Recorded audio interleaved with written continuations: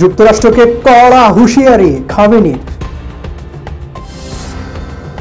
ইসরায়েলের কাছে 740 কোটি ডলারের অস্ত্র সরঞ্জাম বিক্রিতে ট্রাম্প প্রশাসনের অনুমোদন। যুদ্ধবিরতির মধ্যে লেবাননে ইসরায়েলি হামলা।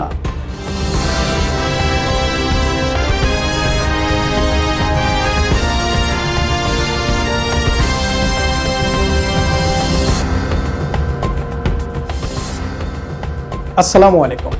সার্চ টিমের এখনকার আয়োজনের সাথে আছি আমি ওয়াহিদুজ্জামান। শুনছিলেন সংবাদ শিরোনাম, এবার যাচ্ছি বিস্তারিত। যুক্তরাষ্ট্রকে কড়া ভাষায় সতর্কবার্তা দিলেন ইরানের সর্বোচ্চ ধর্মীয় নেতা আয়াতুল্লাহ আলী খামেনি। তিনি বলেছেন, যুক্তরাষ্ট্র যদি ইরানের বিরুদ্ধে কোনো পদক্ষেপ নেন বা হুমকি দেন তাহলে ইরান জবাব দিবে। এর আগে খামেনি বলেছেন, যুক্তরাষ্ট্রের সঙ্গে কোনো ধরনের আলোচনা বুদ্ধিমান বা সম্মানের কাজ হবে না। দেশটির আর্মি কমান্ডারের সঙ্গে বৈঠকে খামেনি এই কথা বলেন। তারা আমাদের নিয়ে বিবৃতি এবং মতামত দেন এবং হুমকি জারি করেন। যদি তারা আমাদের হুমকি দেন তাহলে আমরাও তাদের হুমকি দিব। যদি তারা আমাদের জাতির নিরাপত্তায় আক্রমণ করে তাহলে আমরাও কোনো ধরনের দ্বিধা ছাড়াই হামলা চালাবো। এছাড়া খামেনি ট্রাম্পের প্রথম মেয়াদের প্রশাসনে কড়া সমালোচনা করেছেন। এ নিয়ে খামেনি বলেছেন, যুক্তরাষ্ট্রের সঙ্গে আলোচনা বুদ্ধিমান বা সম্মানের কোনো কাজ হবে না। এটা কোনো ধরনের সমস্যার সমাধান করেনি, কারণ অভিজ্ঞতা। ট্রাম্প 2015 সালে একটি পারমাণবিক চুক্তি লঙ্ঘন ও ধূলিসাৎ করেছেন বলে অভিযোগ করেছেন ইরানের সর্বোচ্চ এই নেতা। এদিকে ট্রাম্প প্রশাসন এরই মধ্যে ইরানের বিরুদ্ধে প্রথম দফায় নিষেধাজ্ঞা জারি করেছেন। অন্যদিকে মার্কিন প্রেসিডেন্টের নিষেধাজ্ঞার নিন্দা জানিয়েছেন ইন্টারন্যাশনাল ক্রিমিনাল কোর্ট আইসিসি। আইসিসির এক প্রতিবেদনে বলা হয়, এই তথ্য যে প্রতিবেদনে ট্রাম্পের নিষেধাজ্ঞার কড়া সমালোচনা করেছেন তারা। বলেছেন, তার সত্ত্বেও বিশ্বজুড়ে ন্যায় বিচার অব্যাহত রাখবে যুক্তরাষ্ট্র। নিষেধাজ্ঞার ঘোষণা দেওয়ার পর আইসিসির এক বিবৃতিতে বলা হয়েছে, তাদের আইসিসির কর্মকর্তাদের বিরুদ্ধে নিষেধাজ্ঞা আরোপ করেছেন যুক্তরাষ্ট্র। এর ফলে সংস্থার বিচারিক কাজ নিরপেক্ষভাবে এবং পক্ষপাতহীনভাবে কোনো ক্ষতিগ্রস্ত করবে না। নির্বাহী আদেশে যুক্তরাষ্ট্রের এমন অবস্থানের নিন্দা সমালোচনা করেন আইসিসি। হেগ ভিত্তিক এই আদালতে আরও বলেছেন, আদালতের কর্মকর্তাদের পাশে দৃঢ় অবস্থানে তারা সারা বিশ্বে যে লক্ষ লক্ষ নিরপরাধ মানুষ নৃশংসতা শিকার, তাই ন্যায় বিচার ও আশা জাগিয়ে রাখতে প্রতিশ্রুতিবদ্ধ। এদিকে ইসরায়েলের কাছে প্রায় 740 কোটি ডলারের অস্ত্র ও সামরিক সরঞ্জাম বিক্রির প্রস্তাবে গতকাল শুক্রবার অনুমোদন দিয়েছে মার্কিন প্রেসিডেন্ট ডোনাল্ড ট্রাম্পের প্রশাসন। যদিও এই বিকৃতির বিষয়ে আরও তথ্য না পাওয়া পর্যন্ত তা স্থগিত রাখতে ডেমোক্র্যাট আইন প্রণেতাদের অনুরোধ জানিয়েছেন তারা। যুক্তরাষ্ট্রের প্রতিরক্ষা মন্ত্রণালয় জানিয়েছেন, পররাষ্ট্র মন্ত্রণালয়ের অনুমোদন দেওয়া অস্ত্র ও সরঞ্জাম বিকৃতির প্যাকেজে 775 কোটি ডলারের গোলাবারুদ ও গাইডেন্স ও ফিউজ বিক্রির করা কথা বলা হয়েছে। বোরিং সহ কয়েকটি বড় মার্কিন ঠিকাদার এসব সরঞ্জাম সরবরাহ করার কথা জানান।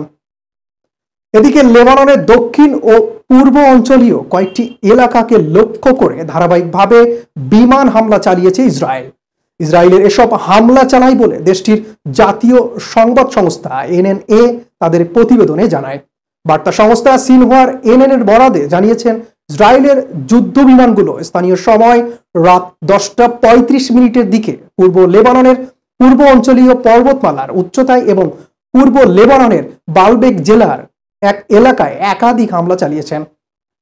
বিমান হামলার আগে ইসরায়েলের বিমানগুলো পূর্ব লেবাননের হারমেল শহর এবং উত্তর বেকা শহরের উপর দিয়ে অনেক বেশি এবং কম উচ্চতায় উঠছিল। বৈরুত এর নিকটবর্তী শহরগুলোতেও ইসরায়েলি যুদ্ধ বিমান দেখা গেছে বলে প্রতিবেদনে উল্লেখ করা হয়। লেবাননের সশস্ত্র গোষ্ঠী হিজবুল্লাহ এবং ইসরায়েলের সামরিক বাহিনীর মধ্যে চলমান যুদ্ধবিরতির চুক্তি সত্ত্বেও এই হামলার ঘটনা ঘটল। যুদ্ধবিরতি 2024 সালের 27 নভেম্বর কার্যকর হয়। এই যুদ্ধবিরতির চুক্তির উদ্দেশ্য ছিল গাজার যুদ্ধ শুরুর আগে 1 বছরেরও বেশি সময় ধরে চলা সংঘর্ষের অবসান ঘটানো। চুক্তিতে বলা হয় যে ইসরায়েলের 60 দিনের মধ্যে লেবাননের অঞ্চল থেকে সরে আসবে।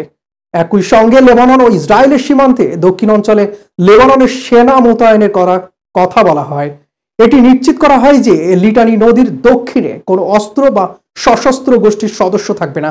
তবে লেবাননের তত্ত্বাবধায়ক সরকার 27 জানুয়ারি ঘোষণা করেছিল যে দক্ষিণ লেবানন থেকে ইসরায়েলের সেনা প্রত্যাহার ছাড়া প্রাথমিক 60 দিনের সময়সীমা শেষ হওয়ার পরে তারা 18 ফেব্রুয়ারি পর্যন্ত যুদ্ধবিরতির মেয়াদ বাড়াতে সক্ষম হয়েছে। যুদ্ধবিরতি সত্ত্বেও ইসরায়েলের সামরিক বাহিনী লেবাননের মাঝে মধ্যে হামলা অব্যাহত রেখেছে এবং দাবি করেছে যে তাদের লক্ষ্য হিজবুল্লাহ সৃষ্টি হুমকি নির্মূল করা। এদিকে ব্যাপক উদ্বেগ ও সংখ্যার পর হামাস ও ইসরায়েলের পঞ্চম দফা বন্দি বিনিময় কার্যকর হচ্ছে। আজ শুক্রবার 8 ফেব্রুয়ারি আর 183 জন ফিলিস্তিনি কারাবন্দির বিনিময়ে মুক্তি পেতে যাচ্ছে 3 ইসরায়েলি জিম্মি। হামাস প্রকাশিত তালিকা অনুযায়ী ছাড়া পাবে 52 জন এলিয়ান সদস্য। তার মধ্যে 52 বছর বয়সী এলি সারাবি, 56 বছর বয়সী ওহাদ বিন আমি এবং 34 বছর বয়সী লেভি। 2023 সালের 7 অক্টোবর হামাসের নজিরবিহীন অভিযানে কিংবুদ বেরি থেকে ধরে নিয়ে যাওয়া হয়েছিল এদেরকে। লেভিকে আটক করা হয়েছিল নোভা ফেস্টিভ্যাল থেকে।